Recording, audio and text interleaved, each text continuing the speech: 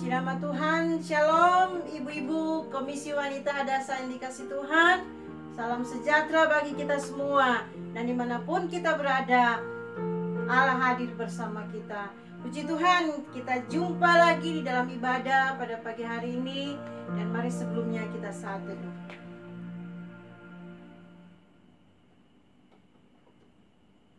Amin. Haleluya. Mari pagi hari ini kita datang pada Tuhan dengan suatu kerinduan bahwa jiwa kita haus akan Dia. Jiwa kita selalu merindukan Dia. Nyanyikan pujian ini pada Tuhan dengan sungguh hati. Kita mau katakan, Tuhan, ku bersyukur buat kasih-Mu.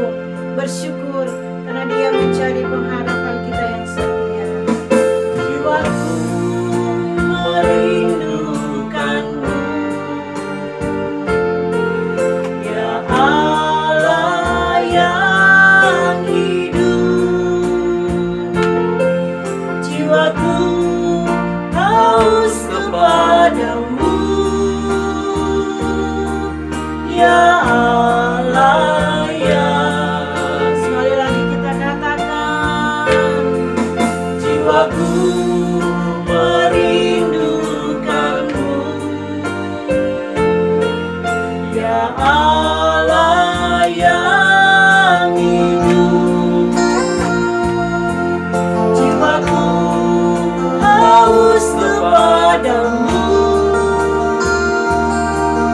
ya Allah yang hidup.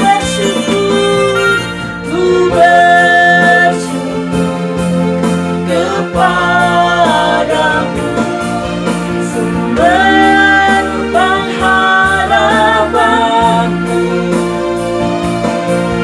penolongku, ya Allahku, tiada yang seperti.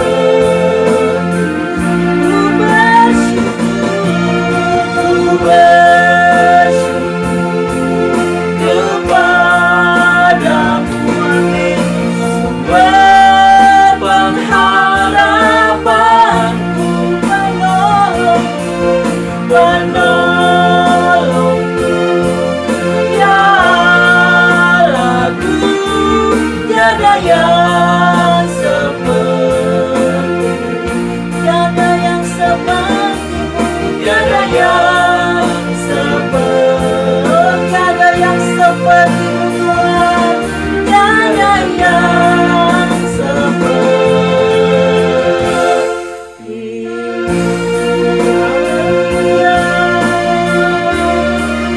Tiada yang seperti-Mu, haleluya. Kami bersyukur, Engkaulah kami penolong yang setia, tiada yang seperti-Mu Bapa.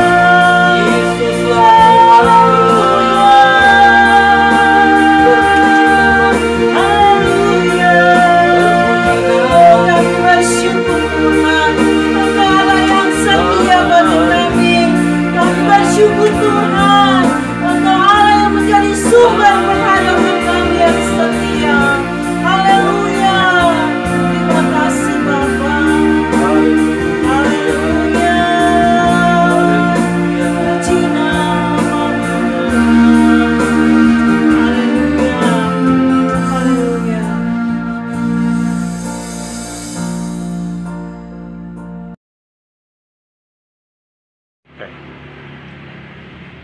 Shalom Komisi Wanita Hadasa. Kita akan beribadah pada pagi menjelang siang ini, dan saat ini kita akan berdoa bersama. Mari kita berdoa. Bapa yang baik, kami bersyukur untuk waktu dan kesempatan ini, di mana kami akan beribadah ya Tuhan, ibadah Komisi Wanita Hadasa. Terima kasih Bapa atas penyertaan Bapa bagi kami. Setiap minggu kami boleh mengadakan ibadah ini ya Tuhan melalui online. Kami mengucap syukur untuk kesempatan ini Bapa. Kami tahu melalui apapun di dalam ibadah kami ini, kami tahu dan percaya bahwa Bapa ada bersama kami. Terima kasih untuk setiap teman yang saat ini sedang bersama-sama beribadah dengan kami. Terima kasih Bapa. Melalui ibadah ini kami percaya Tuhan akan memberkati kami.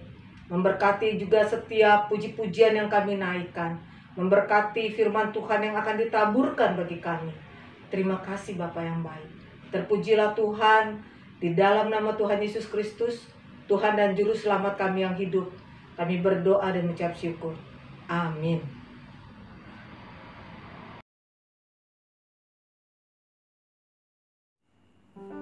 Haleluya. Baik, saat ini kita datang pada Tuhan dengan puji-pujian kita. Kita mau bersorak bagi Tuhan. Dia Allah yang mengasihi kita. Mari sebelumnya kita boleh tersenyum. Ya. Haleluya. Tiada yang seperti Kau Tuhan, yang begitu mengasihi kami. Yang pujiannya dengan sukacita.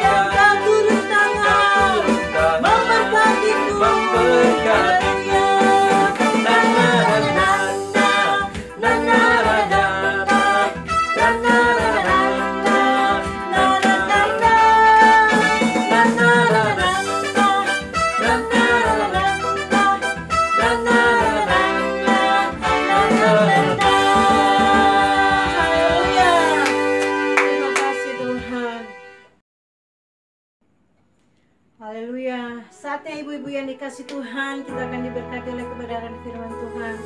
Untuk itu mari kita sambut firman Tuhan dengan pujian ini. Menjadikan pujian ini sebagai ungkapan hati kita di hadapan Tuhan. Sebagai pengakuan kita di hadapannya. Bahwa sesungguhnya hanya dekat Allah saja hati kita tenang. Dia selalu yang menyertai jalan kita. Dia yang memberkati seluruh kehidupan kita. Haleluya.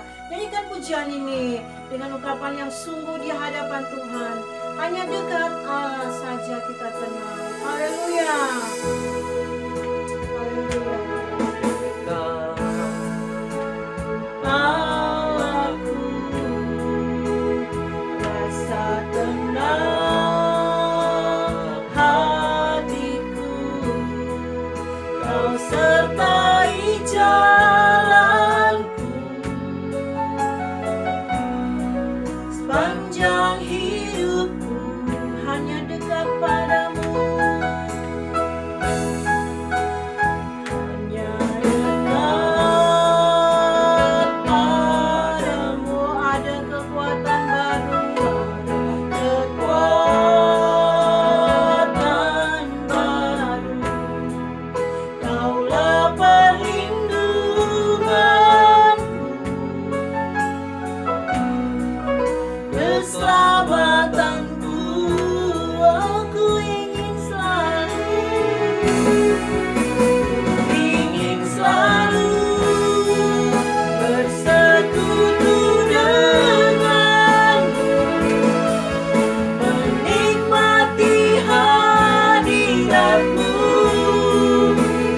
Biarkan Rohmu tinggal dalam hidup.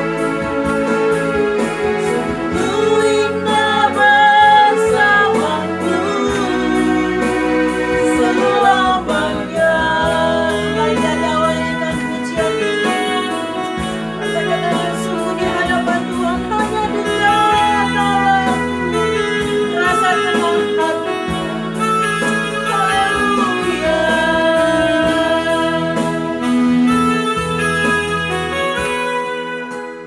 Hanya dekat Allahku,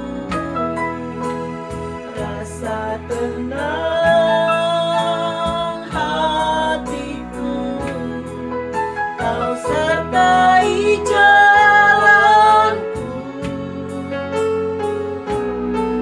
sepanjang hidupku. Oh, hanya dekat padamu. Hanya dekat padamu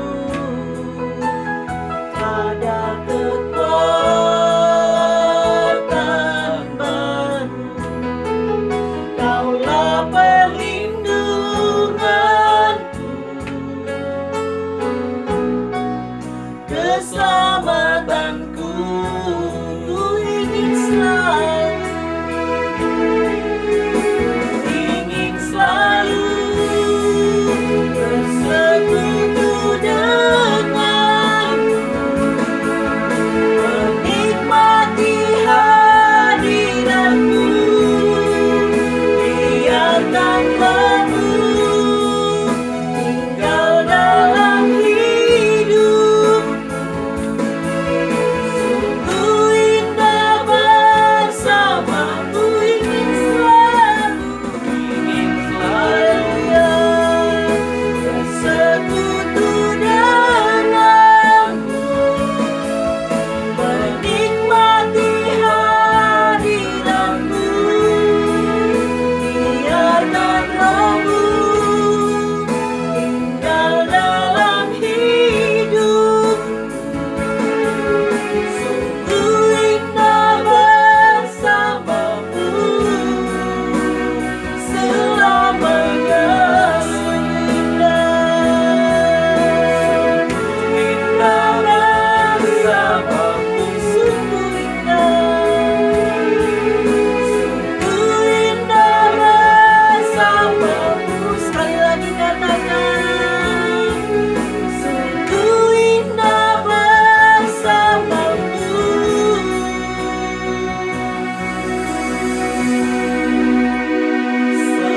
selamanya.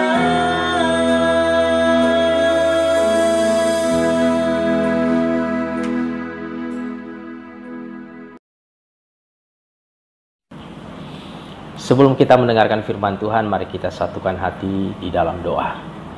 Bapa, Engkau sungguh baik. Terima kasih untuk hadirat-Mu di tengah-tengah kami.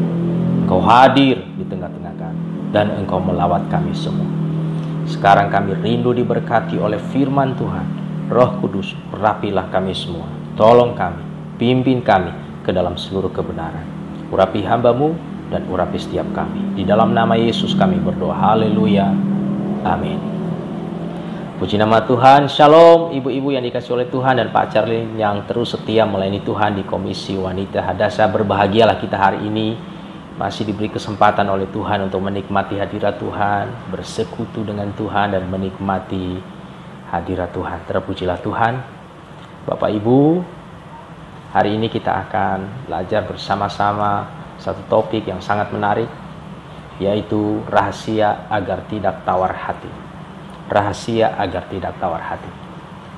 Sebelum kita melihat lebih jauh rahasia agar tidak tawar hati ini, sebelumnya kita perlu memahami apa sih arti dari tawar hati ini. Apa pengertian dari tawar hati? Secara sederhana, tawar hati artinya tidak gembira, tidak bersemangat, menyerah dengan keadaan, dan pada puncaknya putus asa. Jadi itu adalah arti dari tawar hati. Tidak gembira, tidak bersemangat, menyerah, putus asa. Di dalam bahasa Inggris kita mengenal istilah give up atau discourage. Lalu apa yang membuat seseorang menjadi tawar hati? Ada banyak faktor yang bisa membuat seseorang menjadi tawar hati. Merasa doa tidak dijawab, orang bisa menjadi tawar hati. Dikecewakan oleh orang lain, orang bisa menjadi tawar hati. Merasa penyakit tidak sembuh-sembuh, orang bisa menjadi tawar hati. Mendengar kabar-kabar buruk, berita negatif, orang bisa menjadi tawar hati. Menghadapi situasi yang sepertinya serba mengecewakan, ketidakpastian demi ketidakpastian, orang bisa menjadi tawar hati. Dan berbagai masalah-masalah lainnya dalam hidup ini, yang itu bisa membuat kita tertekan, membuat kita dalam situasi terjepit, orang bisa menjadi tawar hati. Padahal saudara-saudara, di dalam firman Tuhan yang terkenal dikatakan, jikalau engkau tawar hati pada masa kesesakan, maka apa? Maka kecillah kekuatan. Jadi menarik sekali, penting sekali kita memahami bagian ini. Supaya kita tahu, supaya kita sadar bahwa sesungguhnya Bapa Sorgawi, Allah kita di dalam Yesus Kristus, sungguh rindu agar kita tidak perlu mengalami yang namanya tawar hati ini. Karena apa? Ini adalah salah satu trik dari iblis. Dia ingin merusak hati kita, merusak pikiran kita, merusak semangat pelayanan kita, merusak damai sejahtera kita. Dengan apa? Dengan membuat kita menjadi tawar hati. Saudara-saudara, orang bisa menjadi tawar hati terhadap diri sendiri, tawar hati terhadap lingkungan, terhadap orang lain, dan yang paling serius adalah tawar hati terhadap Tuhan. Kalau seseorang sudah tawar hati terhadap Tuhan, jangan berharap orang itu akan menyala-nyala lagi di dalam Tuhan, melayani Tuhan dengan semangat, dengan antusias. Yang ada adalah keluh kesah, kekhawatiran, kecemasan, undur dari Tuhan, undur dari persekutuan, undur dari pelayanan. Karena apa? Karena memang hatinya sudah tawar. Itulah sebabnya penting sekali kita memahami bagian ini agar kita tidak perlu tawar hati. Ada 3 rahasia yang Tuhan nyatakan melalui firman Tuhan pada siang hari ini. Rahasia yang pertama agar kita tidak perlu mengalami tawar hati. Tadi kita sudah baca di ayat yang pertama 2 Korintus pasal 4. Saya akan ulangi sekali lagi. Oleh kemurahan Allah kami telah menerima pelayanan ini, karena itu kami tidak tawar hati. Jadi rahasia yang pertama, saudara-saudara, sadari bahwa kemurahan Tuhan, kemurahan Allah sungguh besar bagi kita. Kemurahan Tuhan besar bagi kita. Inilah yang membuat Rasul Paulus saat itu tidak menjadi tawar hati di dalam hidupnya, karena dia sedang mengalami, merasakan dan menikmati kemurahan Tuhan yang sungguh berlimpah-limpah di dalam kehidupan. Apalagi ketika Paulus kemudian membandingkan hidupnya yang lalu, hidupnya yang dulu, dibandingkan saat itu. Dia merasa bahwa dia adalah orang yang menerima kemurahan Tuhan yang berlimpah-limpah. Siapa Paulus sebelumnya? Kita tahu bahwa Paulus adalah seorang penganiaya, seorang penghujat, seorang yang mengejar-ngejar umat Tuhan, seorang yang memusuhi kekristenan, tapi karena kemurahan Tuhan, hatinya dijamah oleh Tuhan, hatinya diubahkan oleh Kristus. Dia mengalami kasih karunia Tuhan, dia mengalami pertobatan, mengalami perjumpaan dengan kasih Tuhan, dan hidupnya diubahkan. Dan sekarang dia bukan hanya sekedar menjadi orang percaya, tapi dia menjadi hamba Tuhan yang dipakai Tuhan memberitakan Injil Kristus. Jadi tidak berlebihan ketika Paulus berkata oleh kemurahan Allah, karena itulah kebenarannya. Paulus sudah menerima kemurahan Tuhan. Dia hidup dari kemurahan Tuhan. Dia berjalan dalam kemurahan Tuhan. Dia dituntun oleh kemurahan Tuhan. Dan dia akan terus menikmati kemurahan Tuhan. Paulus pernah membandingkan hidupnya dengan para rasul. Dia berkata, di antara semua rasul, akulah yang paling berdosa. Dan kemudian dibandingkan dengan orang percaya. Di antara semua orang percaya, akulah yang paling berdosa. Dan kemudian pada puncaknya dia membandingkan dirinya dengan orang-orang berdosa. Dia berkata, di antara semua orang berdosa, akulah yang paling berdosa. Saudara lihat, Paulus seorang pendosa, seorang penganiaya dan penghujat, tapi sekarang dikasihani oleh Tuhan, diselamatkan oleh anugerah Tuhan, beroleh kemurahan Tuhan yang besar, dan menjadi hamba Tuhan yang memberitakan Injil Kristus. Saudara, saya kira kita tidak lebih baik dari Rasul Paulus, tapi justru itulah kemurahan Tuhan dinyatakan bagi kita. Alkitab berkata bahwa kemurahan Tuhan akan terus menyertai hidup kita dari sekarang sampai selama-lamanya. Jadi inilah kekuatan rahasianya agar kita tidak mengalami tawar hati, karena kita tahu kemurahan Tuhan besar bagi kita. Kita hidup hari ini karena kemurahan Tuhan. Kita menjalani hari-hari kemarin karena kemurahan Tuhan. Dan kita tahu di hari esok kita kembali akan mengalami kemurahan Tuhan yang tiada habisnya bagi kita. Puji Tuhan. Rahasia yang kedua, agar kita tidak perlu tawar hati. Ayat yang ke-7, tetapi harta ini kami punyai dalam bejana tanah liat, supaya nyata bahwa kekuatan yang melimpah-limpah itu berasal dari Allah, bukan dari diri kami. Saudara-saudara, di dalam pelayanan-pelayanannya, Rasul Paulus mengalami begitu banyak kesulitan dan tantangan. Kalau saudara ingin mengetahuinya, bisa membaca di ayat-ayat seterusnya. Di sana Rasul Paulus menyaksikan bagaimana dia dan tim yang bersama dengan dia mengalami ditindas, mengalami habis akal, mengalami penganiayaan, mengalami dihempaskan, mengalami situasi yang sangat berat. Bahkan berkali-kali Rasul Paulus mengalami penganiayaan secara fisik dari orang-orang Yahudi. Bahkan dia mengalami kapal karam, dia mengalami ketelanjangan, dia mengalami yang namanya kelaparan, dan lain sebagainya. Tetapi kalau saat itu Rasul Paulus masih bisa berdiri tegak, terus memberitakan Injil, tidak mundur dalam pelayanan ini, terus bergiat, karena dia mengalami kekuatan Allah yang berlimpah-limpah. Itulah yang membuat Rasul Paulus terus melangkah maju di dalam pelayanannya. Saudara-saudara, saya percaya kita kuat hari ini bukan karena kekuatan kita. Kalau bukan karena kekuatan Tuhan yang ada di dalam kita, barangkali sudah dari kemarin-kemarin kita sudah menjadi mundur, kita menjadi down, kita terpuruk. Tetapi karena ada kekuatan Tuhan yang berlimpah-limpah, maka kita akan terus melangkah maju dalam hidup ini. Saudara-saudara, selamat menikmati kekuatan yang dari Tuhan. Kekuatan Tuhan tidak terbatas.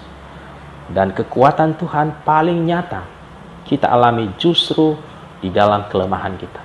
Karena Rasul Paulus berkata, ketika aku lemah, maka aku kuat. Karena justru di dalam kelemahanlah kuasaku menjadi sempurna. Jadi apapun yang menjadi kelemahan kita hari ini, apapun yang menjadi keterbatasan kita, yakinlah kekuatan Tuhan tidak terbatas itu akan menopang hidup kita. Kekuatan Tuhan akan terus kita alami hari lepas hari, seterusnya dan sampai seterusnya. Yang ketiga, saudara-saudara, rahasia agar tidak tawar hati. Di dalam ayat 16, 17, dan 18. Ayat 16, sebab itu kami tidak tawar hati. Tetapi meskipun manusia lahiriah kami semakin merosot, namun manusia batinnya kami dibaharui dari sehari ke sehari. Saudara-saudara, rahasia yang ketiga agar tidak tawar hati adalah memiliki fokus hidup yang benar. Memiliki fokus hidup yang benar. Fokus hidup yang bagaimana yang dimaksudkan di sini? Berdasarkan ayat-ayat ini, Rasul Paulus sedang mengarahkan seluruh hidupnya, fokus hidupnya kepada perkara-perkara kekekalan. Dia berbicara tentang manusia batiniah. Sementara manusia lahiriah semakin merosot, tetapi tidak demikian dengan manusia batiniah. Akan dibaharui dari hari ke sehari. Penderitaan ringan yang sekarang ini mengerjakan kemuliaan kekal yang melebihi segala-galanya, jauh lebih besar dari penderitaan yang dihadapi oleh Rasul Paulus. Itulah sebabnya ayat 18 dia berkata, sebab kami tidak memperhatikan yang kelihatan, melainkan yang tak kelihatan. Karena yang kelihatan adalah sementara, sedangkan yang tak kelihatan adalah kekal. Jadi mari kita fokuskan hidup kita kepada perkara-perkara kekekalan. Bukan kepada di dunia ini saja. Pada apa yang kita lihat, kita rasa, kita saksikan, semua itu serba sementara. Semua hal-hal yang melekati dalam hidup kita, suatu saat kita akan tanggalkan, kita akan tinggalkan. Tetapi kehidupan kekal, kepastian keselamatan, damai sejahtera yang kekal, sukacita kekal itulah yang harusnya menjadi fokus kita. Salah satu wujud saudara memperhatikan perkara-perkara kekal adalah ketika kita meluangkan waktu, memberi waktu untuk beribadah semacam ini, mendengarkan firman Tuhan, bersekutu dengan Tuhan, membaca firman Tuhan, melakukan pelayanan pekerjaan Tuhan. Sebenarnya itu menjadi satu ukuran buat kita bahwa kita sedang membangun kehidupan rohani kita melebihi dari kehidupan jasmani kita. Kiranya Tuhan menolong kita, majulah terus di dalam Tuhan. Biarlah damai sejahtera Tuhan melimpah bagi kita. Kita berdoa. Terima kasih Tuhan Yesus untuk pimpinanmu dalam ibadah ini, dan terima kasih untuk firman-Mu yang sudah menguatkan kami. Kami belajar 3 rahasia agar tidak tawar hati. Tuhan melawat setiap pribadi yang hadir dalam ibadah ini, setiap ibu-ibu bersama dengan keluarganya masing-masing, di dalam segala keberadaannya, dalam segala pergumulannya, mungkin juga sakit penyakit, kesulitan-kesulitan yang dialami. Biarlah kemurahan Tuhan dinyatakan bagi setiap kami, dan kekuatan Kristus yang berlimpah menjadi bagian kami, dan Roh Kudus menolong kami supaya kami lebih memfokuskan lagi hidup kami kepada perkara-perkara yang kekal. Sebab dunia ini sementara, tapi kami sedang dibawa Tuhan untuk menikmati kekekalan. Terpujilah nama-Mu, berkati semua pengurus, satukan hati dan pikiran mereka terus melangkah dalam Tuhan, melayani Tuhan dengan sukacita, dalam kebersamaan, dalam ikatan kasih-Mu.